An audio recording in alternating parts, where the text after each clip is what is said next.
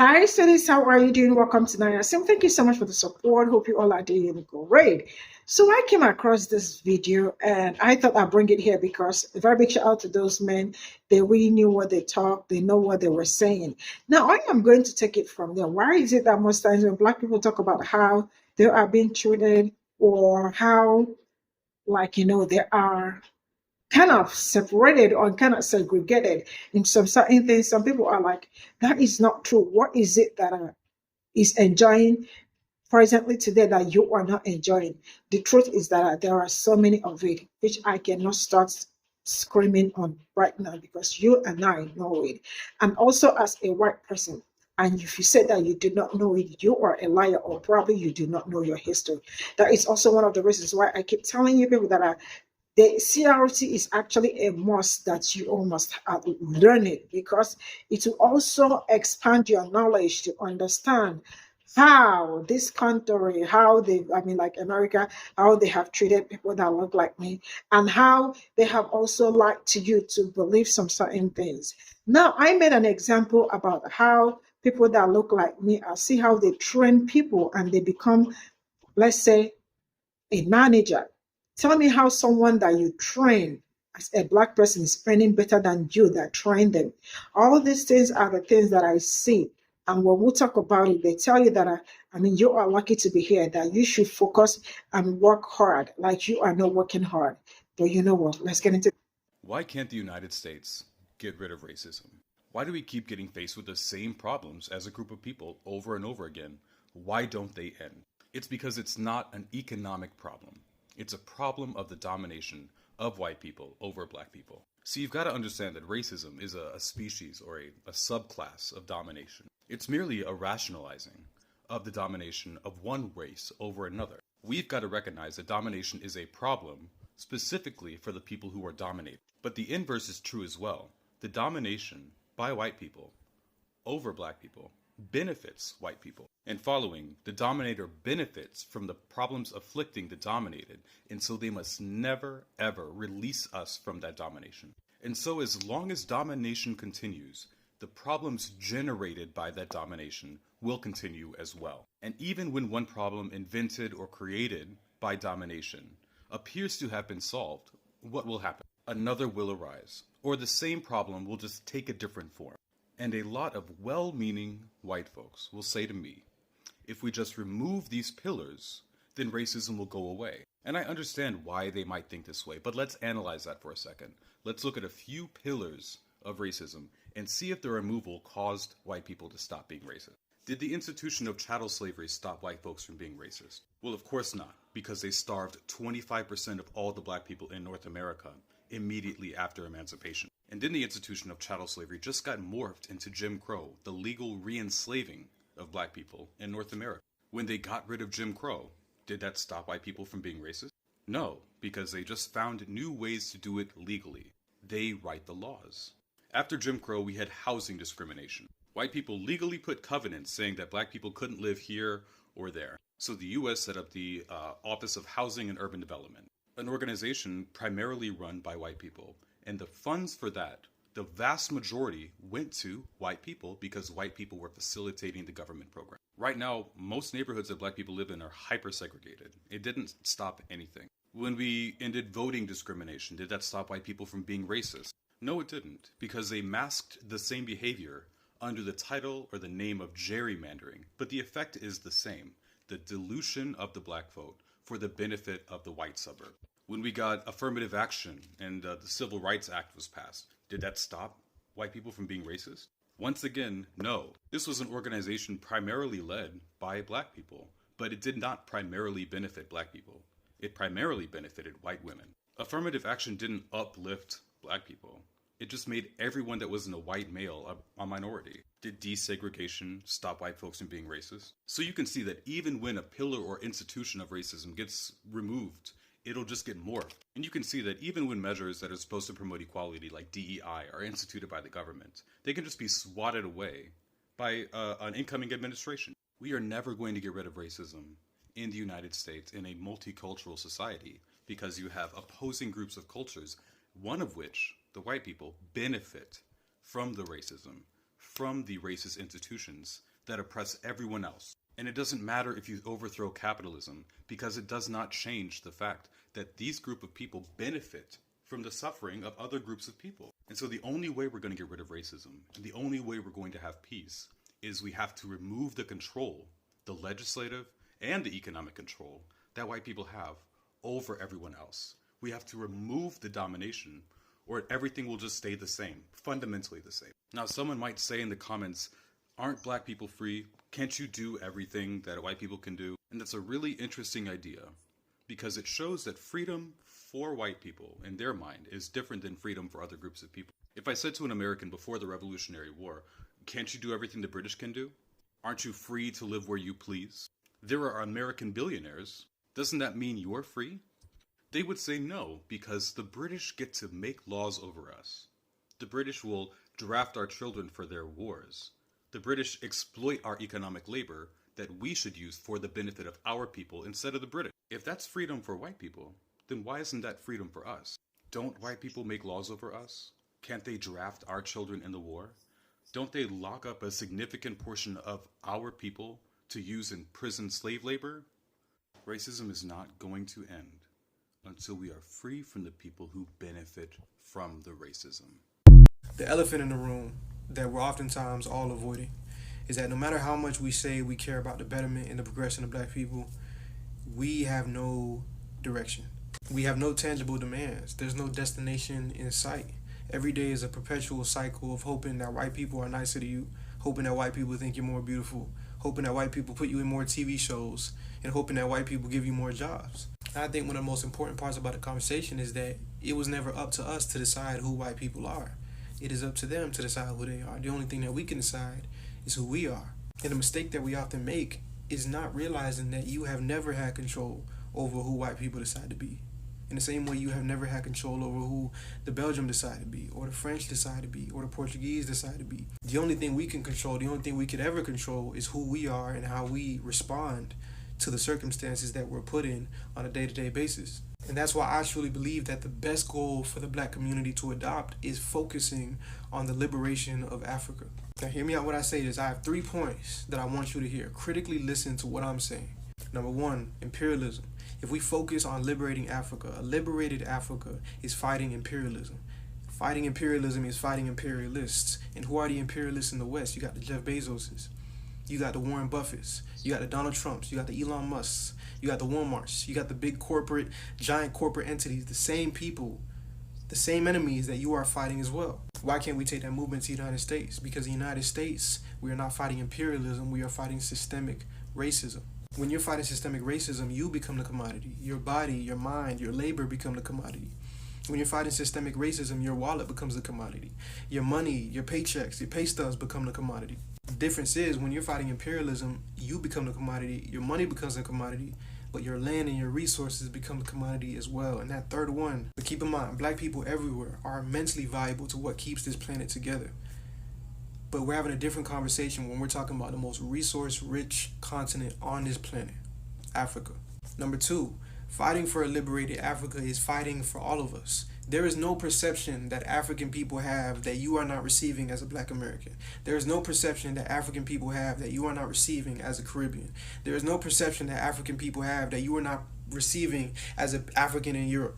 If you think South Africans had to deal with apartheid because they South African, wait until you find out what they did to black America under the guise of segregation. If you think the healthcare system in America is disproportionately affecting black bodies, wait until you find out how our people in St. Vincent feel. Wait till you find out how our people in Haiti feel. Wait till you find out how our people in Nigeria feel. Let me add this too. If you think they look at those African mud huts any different than they look at your Section 8 housing, any different than they look at your favelos, you are wrong. If you think only Haitians catch hell for what they worship because they're Haitian, wait till you find out what they think about our African religions. Wait till you find out what they think about African spirituality. You think the way they look at you when you speak Ebonics only pertains to you? Check the comment section of the videos of the African tribes who click their tongue when they talk. So that's my second point. If any of us want to be respected, it starts at home. And number 3, focusing on a liberated Africa means decentered whiteness. It means decenering who white people are, because again, you never had control over it in the first place. If we are willing to focus our attention, our love, our resources to our continent, not only would that give us another commonality outside of what white people are willing to do with us, but it also ties us together as a community. It also reminds us that we are all a part of the same goal. Well, because a strong Africa, an Africa that can defend itself, an Africa that can stand on its own, means a unified political bloc that could spread its arms of influence across the entire globe to black people everywhere. If something happens to an American person by Jamaicans in Jamaica, what does Jamaica have to deal with? Threats from America. If something happens to a Chinese person by Americans in America, what does America have to deal with? Threats from China. If something happens to a Russian person in Sierra Leone by Sierra Leonean people, what does Sierra Leone have to deal with? Threats from Russia. The only people who can be harmed anywhere on the planet, and the only thing you'll hear is a couple social media posts, is black people. And it's not our fault. It is not our fault, but it is our responsibility to move forwards a future where we can protect ourselves. Because I tell you what, everyone is invested in your suffering because it makes everyone rich. Because I tell you what, everyone is invested in our perpetual suffering because it makes them rich. And it has made them rich for a very long time. But on the bright side, there is a lot of us, and we have a lot of power, we have a lot of strength, we have a lot of culture, we have a lot of heart, we have a lot of potential, we have a lot more things that we can do and take control over that we realize. Peace out. White people themselves, unless they get to a point where a lot of them are willing to lose their life, do not have enough leverage to fight an empire as big as the United States. Take all black people in America, the 13% that we are, and take an even smaller subgroup of that, which is black Americans. Not the group of black Americans in the United States, not the group of Haitians in the United States, not the group of Jamaicans in the United States, not the group of the Ghanaians in the United States, not the group of the Nigerians in the United States, not the group of the Brazilians in the United States alone can fight this empire. Us have the leverage or the power alone to deal with our problems. Even the United States as an empire doesn't have enough leverage alone to fight its own problem. So if we can come to the understanding that no matter how much we want to just do this by ourselves, we can. Your problems are my problems and my problems are your problems. It's easy to begin to see it that way because our problems are truly not that different. And if they're different, they are extremely connected. Subscribe to my Substack because I'm writing an in-depth analysis of everything that I'm talking about. Black America is fighting gentrification, police genocide, the school-to-prison pipeline, alienation from resources, and systemic racism, or systemic discrimination. They are funding what they are doing to you by extracting wealth from the global south, plain and simple. They have the money to gentrify you because they are not paying Africa. They have the money to build these privatized prisons because they are not paying prisoners, but they are also not paying the global south. Everything that benefits Africa will inadvertently benefit Black America because we are one. And even if you wanted to lift Black America up by its own bootstraps, you can. And that's not an insult to y'all, that's reality for everybody. Especially if you are a black population, as a population minority in a country that is dominated by your oppressors. You can't do it alone because you have no leverage. You have no resources to take away from them. You have no political agreements to take away from them. You have no diplomatic threats to direct at the country. The only thing you have is the sacrifice of your own body and your own money. The difference is Africa can take back its oil. It could take back its cobalt. Jamaica could take back its bauxite. Haiti could take back its fabrics. Africa could take back its diamonds. Africa could take back its gold. Africa could take back its coal. Africa could take back its lumber. It's an entirely different conversation we're having. You could take back your labor. You could take back your money. You could take back your songs. You could take back your art. But at the end of the day, what they are invested in, what's giving them the highest profit margin, is the extraction of the richest continent on this planet, Africa. And that's the truth. That's why, more than any time in history, it is important that we come together. Peace out. This is all I got from this video, and a very big shout out to those young men that spoke.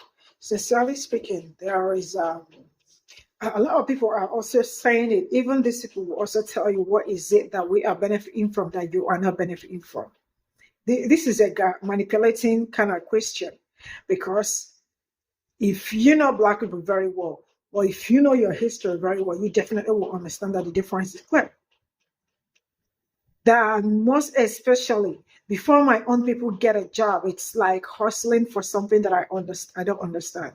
Before sometimes they live in some neighborhood, they have to hustle for it. But you don't have to hustle for all that. Before some of us can go to some, Black people can go to some school, you have to hustle for it. Before some black people get paid, they have to hustle for it. And they hustle way, way harder than every other person. Because if I tell you that I have seen black people that have trained people to managerial jobs and all that earn better than them. So I am training you to become this, which means I have more education than you or qualification than you. But I train you to another level and you earn better than me. So they are always very quick to gaslight you. And some will also tell you, are you not lucky to be in the most luckiest country in the world? Why are you still complaining that you are supposed to just relax and uh, work things out or do what? Because they are gaslighting. They know. Why I keep telling people that they know what they are doing is because I remember a white woman say, because of I don't know what she did, and she was being taken to somewhere for disciplinary action, and she was asking, why am I being treated like a minority? That tells you that they absolutely know that there is how they treat people that look like me. Because if you deny it, you are a fat liar. They know that how they treat people that look like me is not the same way they treat people that look like them.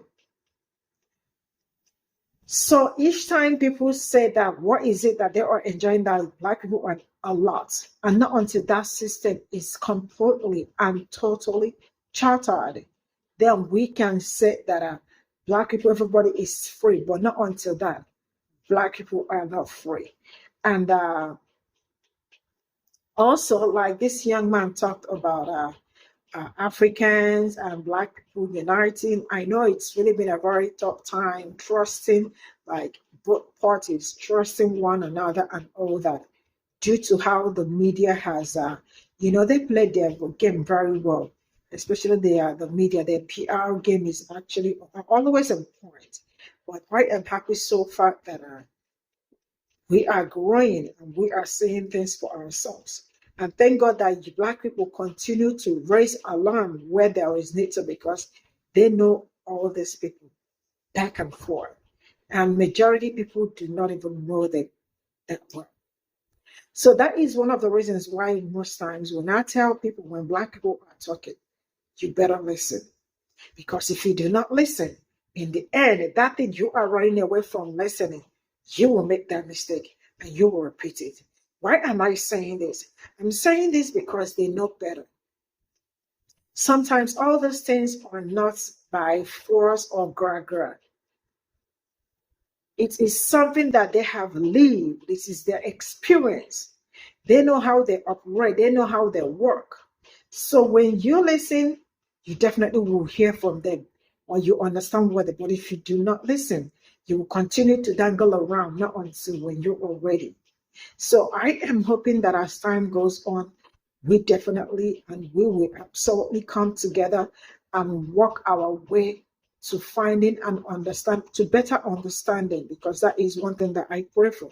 I pray that we have better understanding, that we are also able to see one another as the same, because there is no difference.